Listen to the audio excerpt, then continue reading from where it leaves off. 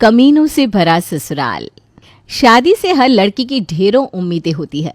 हर लड़की एक ऐसे ही घर शादी होकर जाना चाहती है जहां उसे बेटी की तरह रखा जाए, उसकी गलतियों को नज़रअंदाज कर दिया जाए और उसकी अच्छाइयों को ही अपनाया जाए।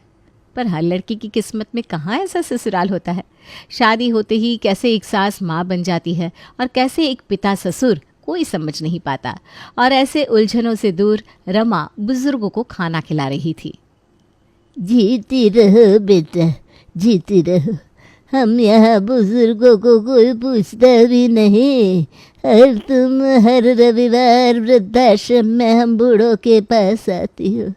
कौन करता है इतना अनजानों के लिए? जिसको उनके बच्चों ने नहीं पूछा उन्हें तुम पूछती हो बेटा। तुम्हारे जीवन में कभी कुछ गलत नहीं होगा, ये इस बूढ़े का आशीर्वाद है। पर अच्छे करने वालों के साथ कब अच्छा हुआ है दादाजी? और मैं ये सब कुछ पाने के लिए नहीं कर रही हूँ, बस मैं किसी को दुखी नहीं देखना चाहती। रमा वृद्धाश्रम में लोगों को खाना खिलाकर उनकी सेवा कर रही थी। तभी उसके फ़ोन पर उसकी माँ का कॉल आता है। जहाँ जाती है वहीं चिपक जाती है, दूसरों का ही सोचती रहेगी या अपना भी कभी सोचेगी? आज तुझे देखने लड़के वाले आ रहे हैं। कहा था मैंने कि आज घर के बाहर तू कदम नहीं रखेगी, तो क्यों गई बाहर? मेरे इंतज़ार में ये बूढ़े बुजुर्ग भूखे रहे और मैं वहाँ लड़की के सामने सच समझ कर उसके माँ बाप को खाना खिलाती रहूँ, तो मेरा भाग्य सुधर जाएगा क्या मम्मी? अगर लड़का अच्छा होगा तो 10 मिनट वेट कर लेगा मेरा। यहाँ कोई किसी के लिए वेट नहीं करता बेटा। 10 लड़कियाँ देखी होगी उसने तो 11वीं होगी। तूने देरी की तो वो 12वीं के पास पहुँच जाएगा। 12वीं से 13वीं के पास चला जाए मम्मी, जो लड़का मेरे लिए 10 मिनट वेट नहीं कर सकता वो मेरे साथ जीवन पर क्या ही टिकेगा। तुम बिना कैसे नमूने रिश्ते ढूंढ कर लाती हो? बेकारी बहस मत कर। बोलो क्या तेरे पापा को? 11 बजने में 15 मिनट की देरी है, 11 बजते बजते तू घर के अंदर होनी चाहिए। भागती दौड़ती रमा अपने घर पहुंचती है। ट्रैक सूट में जूतों के साथ रमा भागती हुई घर के अंदर आती है। देखो मैं टाइम पर आ गई हूँ। यूँ बड़ी बड़ी आंखें करके मुझे मत देखो। अब आंटी जी पहले आ गई तो मेरी क्या गलती? नमस्ते आंटी जी, पाए लगो। कैसे संस्कार दिए हैं मनीषा जी आपने अपने बेटे को? जूते पहनकर घर के अंदर आ गई। ये सब क्या हरकतें रमा? तुम ऐसी बेढंग की हरकतें तो कभी नहीं करती थी। जाओ बाहर जूते खोल कर आओ। सॉरी आंटी जी, पर वो क्या है ना, रास्ते में मेरा पैर मुड़ गया था तो पट्टी करवा कर आई हूँ, इसलिए जूते नहीं उतारे। ये सुनते ही सुरेश खड़ा हो जाता है और कहता है, प्रेम, ज्योति, सुन लिया ना तुम लोगों ने जो सुनना था? ये टूटी फूटी लड़की को देखने बुलाया था क्या बहन जी आपने हमें? चलते हम। अरे भाई साहब ये क्या बात कर रहे हैं? गिर गई होगी रमा, पैर में जरा सी चोट है, बाकी सब तो ठीक है ना रमा?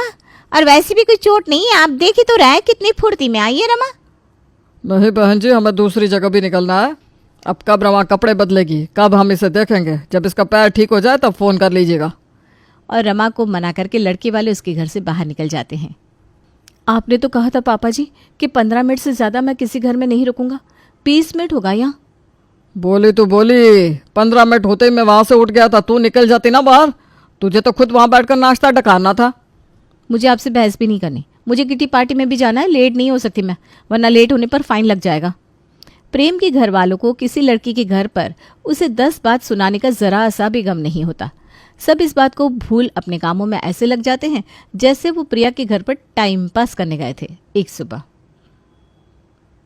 बैंक का चेक था वो ज्योति, कोई मजाक नहीं था। कहाँ रख दिया तुमने चेक? आज मुझे विड्रॉ करने थे पैसे। इतनी मुश्किल से 2 लाख रुपए पार्टी ने वापस किए थे। इतनी दौड़ भाग करनी पड़ती है तकादा लेते वक्त, पता भी है क्या तुम्हें? अरे पता भी कैसे हो, किटी पार्टी से फुर्सत मिले तब ना। उसी किटी पार्टी से उठे 1 लाख रुपए को भिखारी की तरह हाथ आगे करके मुझसे मांग लेते हो तुम? भूल गए क्या पिछली बार तुम्हारी कार की EMI मेरी किटी से आए पैसों से ही भरी गई थी? और मैंने नहीं रखा है चेक, तुम्हारी बहन ने रखा होगा, उससे पूछो। अपना नाम सुनते ही तिल मिलाती हुई प्रिया कमरे में ऐसे आती है मानो किसी ने उसके सर पर डंडा मार दिया हो।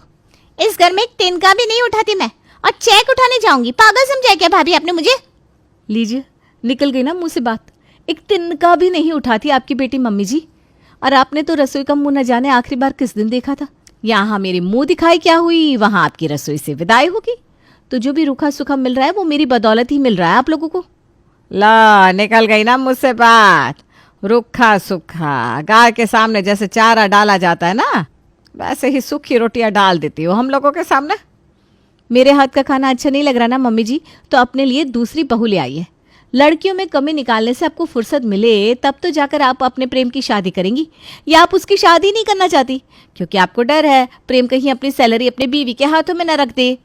और पूरा घर इस कलेश में इस तरह शामिल हो जाता है मानो ये उनका ही पर्सनल मैटर हो। घर से शोर की आवाज आती हुई सुनकर पड़ोसन सुषमा इस कलेश को रोकने सुगंधा के घर पहुंच जाती है। बहू का तो जवान खून है, तू तो चुप हो जा सुगंधा। क्या तुम लोग रोज रोज किसी न किसी बात पर लड़ने लगते हो? हैं? मैं तो कहती हूँ ले आओ प्रेम की पत्नी और इस कलेश का अंत कर दो। क्या कलेश का अंत होगा आंटी? चंट लड़की आ गई तो जो कभी कभी हमारे घर में शांति रहती है ना, वो भी रहने नहीं देगी। ना शांत लड़की वो रमा, कितना कुछ सुनाया हमने उसे, फिर भी उसने कुछ नहीं कहा। और उसकी माँ भी ज़्यादा अपनी बेटे का पक्ष नहीं ले रही थी। पर उसे इतना कुछ सुनाने के बाद आप लोग कैसे वापस उसके घर में जाएंगे पापा जी? सुगंधा तो बात घुमाने में इतनी माहिर थी कि मैटर को संभालती हुई सीधा अंगूठी लेकर रमा के घर पहुंच जाती है। जिसने इंतजार ना किया उसने प्यार क्या किया बहन जी। घर के अंदर जूते पहन कर आने में बुराई क्या है बताइए? हैं? मैं तो बस आपकी बेटी की परीक्षा ले रही थी। मैं देखना चाहती थी कि क्या इस बात के बाद रमा फौरन किसी और से शादी कर लेगी या हमसे जुबान दराजी करेगी। लेकिन नहीं, देखो पूरे 15 दिन हो गए अब तक वहीं की वहीं है। रमा आहा, जो लड़की इतने दिन इंतजार कर सकती है वो पूरा जीवन टिकेगी भाई। अरे वाह, ये तो मेरी ही लाइन बोल दी आपने आंटी जी। मैं भी यही बात कहती हूँ। लीजिए मम्मी जी, सास बहू की सोच तो यही मिल गई। लगता है ससुराल में मुझे कॉर्नर कर दिया जाएगा। वहाँ कॉर्नर हो गए तो यहाँ आपका ससुराल आपके इंतज़ार में बैठे रहेगा दामाद जी। हमारे लिए तो हमेशा स्पेशल आप ही रहेंगे। रमा के ससुराल वाले इतनी मीठी मीठी बातें करते हैं कि रमा क्या कोई भी उन लोगों का फैन बन जाए। और उसी वक्त रमा और प्रेम की सगाई हो जाती है। पूरे 1 हफ्ते बाद शादी करके बहू बनकर रमा प्रेम के घर आती है। रमा रसोई में खाने की तैयारी कर रही होती है कि टेढ़ी मेढ़ी चलती हुई सुगंधा खाने की खुशबू के पीछे पीछे रसोई में जाने लगती है, जहां दरवाजे पर रखी चप्पलों में उसका पैर अड़ जाता है। हाय रे, गिर गई रे, घुटने फुट गए मेरे। अरे आप कैसे गिर गई मम्मी जी? कहीं चक्कर वक्कर तो नहीं आया था ना? ऐसे रसोई के बाहर चप्पल खोलेगी तो इंसान अड़कर गिरेगा ही ना। पर ये चप्पल मेरी नहीं है मम्मी जी, मैं तो चप्पल पहनती ही नहीं। तो किसकी चप्पल है? बड़ी बहू ये तेरी चप्पल है? चप्पल तो मेरी है मम्मी जी, पर पहनकर रसोई में आपकी नई बहू आई थी। मैं? लीजिए, मान लिया ना। अरे पहले ही मुंह खोल लेती तो बेकार में मुझे मम्मी जी से 4 बातें सुननी नहीं पड़ती। शर्म करो जरा रमा। बिन बात की ज्योति भर पेट रमा को ताने सुना देती है। इस बात को सोचती हुई रमा रसोई में खुद से बातें कर रही थी। ये चप्पल मैंने पहनी भी नहीं थी, पता नहीं दीदी इतना क्यों सुनाकर चली गई। हो सकता है किसी और ने उनकी चप्पल पहनी होगी और रसोई में मुझे देखकर उन्हें लगा होगा कि मैं पहन कर आ गई। छोटी सी मिसअंडरस्टैंडिंग है, मैं ज़्यादा ही सोच रही हूँ। ससुराल में इतना तो मुझे समझना ही होगा। रमा को खाना तैयार करता देख बेशर्मों की तरह ज्योति अपनी किटी की सारी फ्रेंड को उसी वक्त अपने घर पर बुला लेती है और रसोई में जाकर अपनी देवरानी से कहती है, देखना रमा, अचानक मेरी किटी की सारी फ्रेंड्स आ गई है और ये ना अब यहीं किटी करने की जिद कर रही है। मैं अब उन्हें रेस्टोरेंट लेकर जाऊंगी तो बेकार में 3000 रुपये के नीचे आ जाऊंगी। तुम खाना तो बना रही हो तो साथ में घुमाने के लिए ज़रा नाश्ता भी बना लो ना, सब खा लेंगे। आप फिक्र मत कीजिए दीदी, मैं सब देख लूँगी। रमा अपनी जिठानी की सहेलियों के लिए नाश्ता और खाना बनाती है और वाही लुट लेती है ज्योति। अब क्या बताऊं, क्या किस्मत है मेरी, बस नाम की देवरानी है रमा। करना तो सब कुछ मुझे ही पड़ रहा है। ये नाश्ता ये खाना किसने बनाया? मैंने ही तो बनाया। पहले 6 लोगों का बनाती थी, अब 7 का हो गया। इतना ही बदलाव हुआ है देवरानी के आने से। हाय रे, मुझे तेरे लिए बड़ा ही दुख हो रहा है यार ज्योति। तभी रसोई से सभी के लिए सोडा लेकर रमा आती है और रमा को देखते ही सभी आपस में बड़बड़ाने लगते हैं। खाना कैसा लगा भाभी? कोई कमी रह गई हो तो माफ़ी। मुझे बोलना तो नहीं चाहिए रमा, पर ज़रा नज़रों की शर्म तुम्हें खुद भी होनी चाहिए। जेठानी सामने बैठी है और खुद क्रेडिट लेने आ गई। अगर कुछ कमी रह भी गई होगी तो क्या कर दोगी तुम? अब क्या बोल रही हैं, मैं समझ नहीं पा रही हूँ भाभी। अरे जेठानी काम कर रही है और तुम बैठी हुई हो, अच्छा लगता है क्या? वो तो ज्योति है जो सब कुछ बर्दाश्त कर रही है। मेरी देवरानी अगर तुम जैसी आती ना तो हाथ तोड़कर दूसरे हाथ में दे देती मैं। रमा अपने ससुराल में नई नहीं आई थी, उसमें अगर उसकी जेठानी की सहेली अचानक ही आकर उस पर गरज पड़े तो उसका रोना तो बनता ही था। रमा फूट फूट कर रोने लगती है और भागते हुए अपने कमरे में चली जाती है। एक सुबह नाश्ते के वक्त सभी खाने के टेबल पर बैठकर नाश्ता कर रहे थे, पर प्रेम कमरे से बाहर नहीं आता। ये प्रेम जी अभी तक आए क्यों नहीं? मैं बुला कर लाती हूँ। कोई ज़रूरत नहीं है प्रेम जी को बुलाने की, ज़िंदगी तो बर्बाद कर दी तुमने प्रेम की। क्या हुआ प्रेम जी, आप गुस्सा क्यों हो रहे हैं? ड्रॉअर से मेरी फाइल कहाँ गई? क्या चाहती हो तुम, मर जाओ क्या मैं? पैसे देता हूँ तुम्हें, कपड़े दिलाता हूँ, करती क्या हो तुम? दिन भर बस सीरियल देखती हो या कभी कभी मुझे रुमाल या टाई पकड़ा देती हो। आप मेरी बात तो सुनिए, मैंने आपकी फाइल नहीं छुई। आपके ऑफिस की चीज़ों को मैं छूती ही नहीं। आपने ही कहीं उल्टे हाथ रख दी होगी। वही तो मैंने रख दी उल्टे हाथ की, तो तुम सीधे हाथ की रख देती। घर में काम ही क्या होता है रमा? तुम्हें कितना कुछ दिया है मैंने, पर रिटर्न में देने के लिए तुम्हारे पास कुछ भी नहीं है। यहाँ प्रेम रमा पर अपनी गलती का गुस्सा निकाल रहा था तो वहाँ बहती गंगा में हाथ धोती हुई उसकी जेठानी भी शुरू हो जाती है। अब जेठानी बोल रही हो तो सास कैसे चुप रहेगी? 2 दिन से मेरा ब्लाउज नहीं मिल रहा, कितनी मुश्किल से बुटीक से सिलवाया था उसे, पर तुमसे यह नहीं हुआ बहू के छत से समय पर कपड़े लाकर समेट कर रख दो, हो गया ना गुम। रमा से होता ही क्या है मम्मी जी, मेरे बनाए हुए खाने को ही सभी को सर्व कर देती है। आप झूठ बोल रही हो भाभी, खाना मैंने बनाया है। अब सब मुझ पर झूठा इल्ज़ाम लगाना बंद कीजिए। चुप, एकदम चुप, वरना एक उल्टे हाथ की पड़ेगी ना तो होश ठिकाने आ जाएंगे तुम्हारे। हमारे घर की बहन बेटियां इस तरह जबान दराजी नहीं करती। चाहे कहीं किसी की भी गलती हो, अपनी आदत से मजबूर रमा के ससुराल वाले सारी गलती की पोटली रमा के सर ही रख देते। और ऐसे में अपनी भाभी के दुख को समझती हुई उसकी ननद उसके पास आती है। हम बाहर जा रहे हैं भाभी। हो गया, बहुत दिन आप उदास रही अपनी। ये मेरी ड्रेस है, पहन कर तैयार हो जाइए, मैं आपका इंतज़ार कर रही हूँ। दोनों ननद भाभी खाना खाने चलते हैं। थैंक यू दीदी, शायद बाहर घूमकर मुझे अच्छा लगे। आप ना होती तो न जाने मेरा क्या होता। घर से तैयार होकर अपनी ननद के साथ रमा निकल पड़ती है। उसे लगा था कि वो किसी रेस्टोरेंट में जा रही है, पर उसकी ननद उसे क्लब ले जाती है। क्लब में केशव का दोस्त प्रिया और रमा को साथ में देखकर कॉल कर देता है केशव को, और 5 मिनट के अंदर ही केशव क्लब में पहुंच जाता है। ये सब क्या चल रहा है? क्या है प्रिया ये सब? भैया आप आ गए। भैया मुझे बचा लीजिए, मैंने भाभी को कितना मना किया कि ये क्लब, ये गंदे डांस मुझे पसंद नहीं है, पर भाभी ने मेरे हाथ में दारू का ग्लास पकड़ा दिया और लड़कों के बीच नाचने को कहने लगी मुझे। और बिना सोचे समझे केशव एक तमाचा अपने छोटे भाई की बीवी को जड़ देता है। आज रमा इस चीज को बर्दाश्त नहीं करती और सीधा अपने मायके पहुंच जाती है। बोलेगी भी तू? पिछले 2 घंटे से पूछ रही हूँ तुझसे, पर तू है कि बस रोए जा रही है, रोए जा रही है। अब तुझे मेरी कसम है, बता क्या बात है बेटा? अब माँ ने कसम ली तो रमा चुप कैसे रहती। वो सब कुछ अपनी माँ को बताती है। वापस नहीं जाऊंगी मम्मी, वहाँ सब मुझे कुत्ते बिल्लियों की तरह ट्रीट करते हैं। मैं भी जब इस घर में आई थी ना, तो मुझे भी किसी सर के ताज की तरह नहीं बिठाया गया था बेटा। तेरी दादी तो मुझे पैर की धूल समझती थी। हर रोज़ ड्रामा, हर रोज़ कलेश।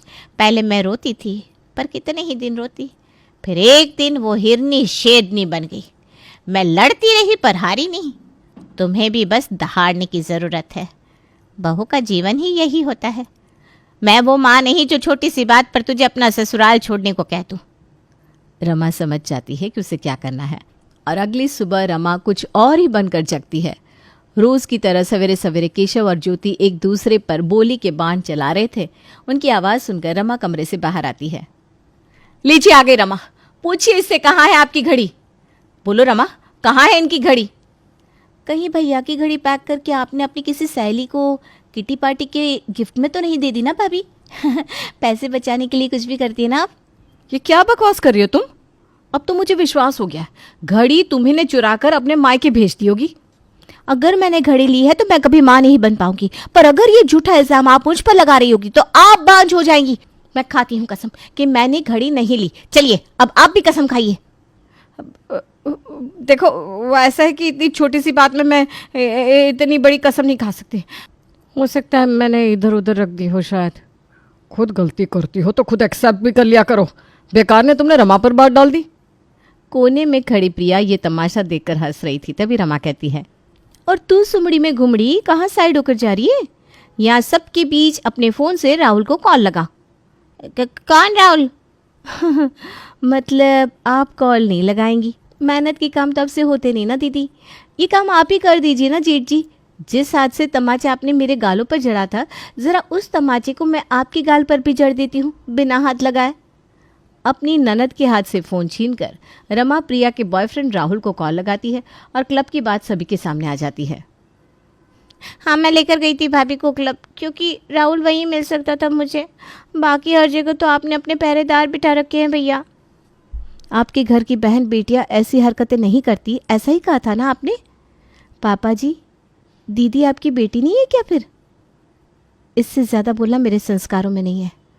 पापा जी, आपको आपकी बेटी का केस खुद हैंडल करना चाहिए। सॉरी, गुस्से में मैंने जो तुम्हारे साथ किया मुझे नहीं करना चाहिए था। गलती मेरी खुद की बहन की थी। अब तो सबकी बातों को चुपचाप सुनकर रोने वाली रमा ऐसे बदल गई थी कि सभी उससे कांपने लगे थे। एक शाम छत से उतरती हुई सुगंधा फिसलकर गिर जाती है। गिर गई रे। सब तेरी गलती है ज्योति, उठा मुझे। मैंने कहा था आपको छत पर जाने के लिए। अरे गलती तो रमा की है, अगर उसने छत बंद कर दी होती तो आप ऊपर जाती नहीं। उस हिसाब से तो गलती पापा जी की हुई मम्मी जी।